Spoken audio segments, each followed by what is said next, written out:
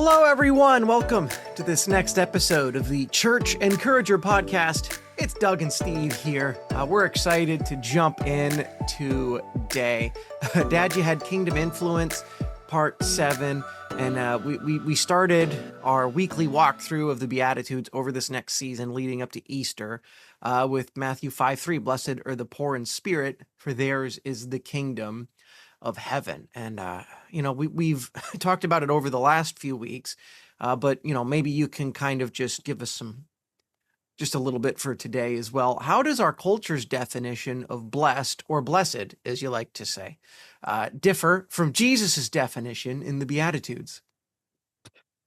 Yeah, I think, and I think you hit it on it the other week when you preached. What if blessing is more about, what if blessing is less about, comfort than it is about, being like Jesus?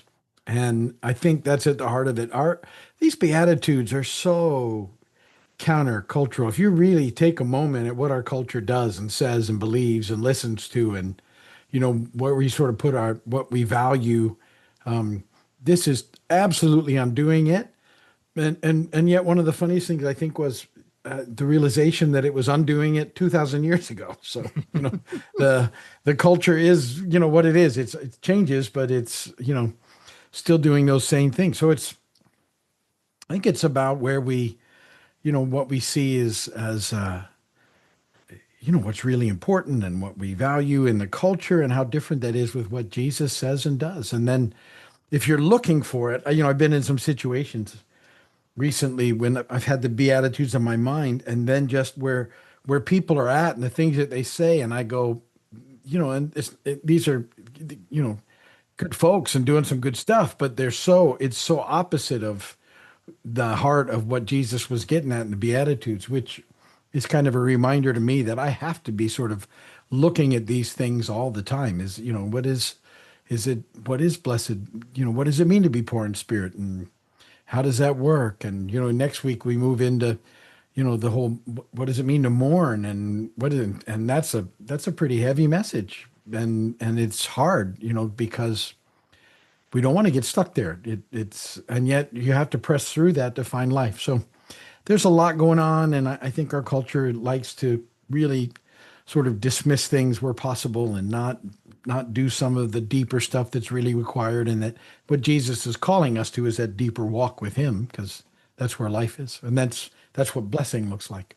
Yeah, really good. Kind of related to that, why do you think Jesus says the kingdom of heaven belongs to the poor in spirit rather than those who seem to have it all put together? Again, the cultural dynamic seems to be that that's what we value, is people that have it together and who are, have it all figured out. And we've talked about influencers. We want to, the culture wants to follow people like that, right? And so look at me, I've got it figured out. And the thing is, you sort of tend to do that a lot of times apart from Jesus. And we want to have those things in Jesus, right? It's not in us, it's in him. It's us in him. It's in our weakness, he is strong. It's that sort of realization that I think is primary to sort of walking through this thing and having it. It's my constant, awareness of the fact that I need him. And when we start trying to do it apart from him in our own strength, it's wearying. There's no life there. It's only the kind of life that we talk about is only found in knowing that you have to connect with him, you have to listen for him, you have to walk with him, you have to lean on him, and that the moment we start thinking we can do it without him, we are not in a good place at all. And so it's that's why I think that's what's valued, and Jesus is looking for people that walk with him, right? That partner with him on this journey. Not he Isaiah will talk about God moves towards the broken, because that he knows that he can, that's where he's going to be received, right? Really good. You mentioned the parable of the Pharisee and the tax collector, and that's a good one. And you kind of, you brought up how the tax collector must have felt in that story there. But in that parable, what made the tax collector's prayer more acceptable to God? Because he was saying, it's not about God have mercy on me, a sinner. I mean, the reality is the other one was listing all his attributes. You see that a lot. That's a very cultural thing where someone will sort of in the way that they present themselves, they start talking about all the things that they do. Mm-hmm. And that's sort of their go-to. Yeah, but I do this and I do this and I do this and I do this and I've done this and that if we don't sort of pause to think about that, we can be a little like, oh yeah, look at all the good things that they're doing. That's great. But it's unless it's, I did these things and because Jesus allowed me to or helped me to or, called me to or whatever that looks like, then we're just sort of, building ourselves up. That one of the big problems that we've always had, and they certainly had back then, was that self-righteous thing that gets in the way of, you know, I've got it figured out. I'm going to do it. It's this is, all these things built up. It was the problem with the religious leaders in the day. It still is. And, it's not about self-righteousness. It's about God's righteousness and what that looks like in our own lives. That sort of right relationship, right living, right standing with Him that's based on awareness for our need for Him and doing it His way. So that prayer sort of separated them, and one guy thought he had it all figured out, and the other guy didn't. And even though he was the worst of the worst at the time, he was the one that it says went home justified. He was the one that sort of was figuring it out, because that's the prayer of the poor in spirit. God have mercy on me, a sinner. Yeah. So that kind of ties into this next question. They all tie in together, right? But, I would say the opposite of being poor in spirit is almost being self-righteous, and that's really a big part of what Jesus is talking about. How does recognizing our need for God's mercy protect us from becoming self-righteous?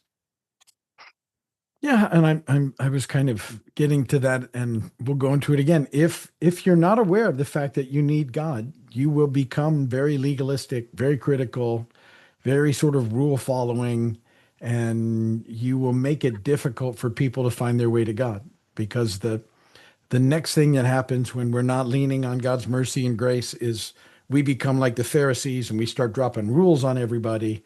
And and as we do that, then we can label them and not be very concerned about them. And we're not being the salt and light that we're called to. We're not helping people sort of, come back and return from exile and get connected again to the Lord, because we're cross-plussing and adding everything. And I just, there's just something we don't want to be doing is making it difficult. I was teaching this morning at a Bible study when I was talking about how in Israel, at this time of Jesus, they had these boundary markers sort of, because, they were covenant people. They lived by the Torah, but the Torah was, those first 5 books. And that all means, the Torah is a pointer. It's kind of pointing towards God, how to live. But there's a lot of stuff in those first 5 books, and they didn't have access like we have. Not everybody had it on their phone, right? So, and there would have been scrolls, and they might not even had, in synagogues, a complete set. They would have borrowed them around what they could find, what they had, to make up different books and study them and share them. And so they had these things they called boundary markers to be covenant people. And basically the boundary markers had become, at that point in time, sort of what you ate and what you didn't eat, what you drank and what you didn't drink, who you ate and drank with and who you didn't eat and drink with, celebrating the feasts and Sabbath. And that if you sort of did those things, then okay, well, that makes you a covenant person, so to speak. And when Jesus came, he just didn't do any of those things.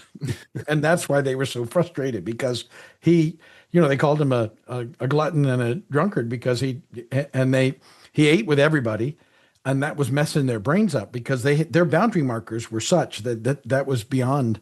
And he said, it's not what goes into you that makes you unclean. It's, and so he's just kind of confronting all of these boundary markers they have. And then he did all sorts of things on the Sabbath, which made them crazy, because they had changed that for something else.